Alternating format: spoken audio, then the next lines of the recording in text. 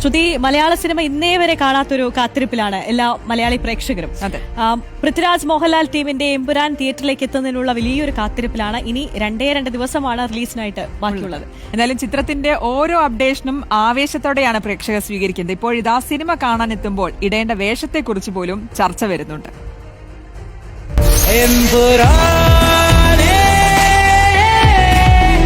Aashirvad സിനിമാസിന്റെ X പേജിൽ വന്നൊരു പോസ്റ്റാണ് ഇപ്പോൾ ചർച്ച.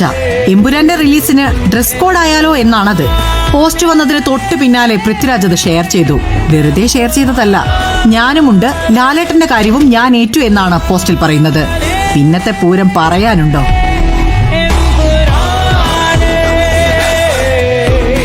മോഹൻലാലും പൃഥ്വിരാജും കറുപ്പ് വേഷമിട്ട് എത്തുമെന്നറിഞ്ഞാൽ പിന്നെ ആരാധകർ വെറുതെ ഇരിക്കുമോ? എന്നാ പിന്നെ അതങ്ങ് ഏറ്റെടുക്കുമല്ലേ എന്നാണ് സോഷ്യൽ മീഡിയയിലെ ചർച്ച. മാർച്ച് 27 വ്യാഴാഴ്ച കറുപ്പ് വേഷമിട്ട് ഓളം തീർക്കാൻ ഒരുമ്പെട്ടിരിക്കുകയാണ് ആരാധക വൃന്ദം.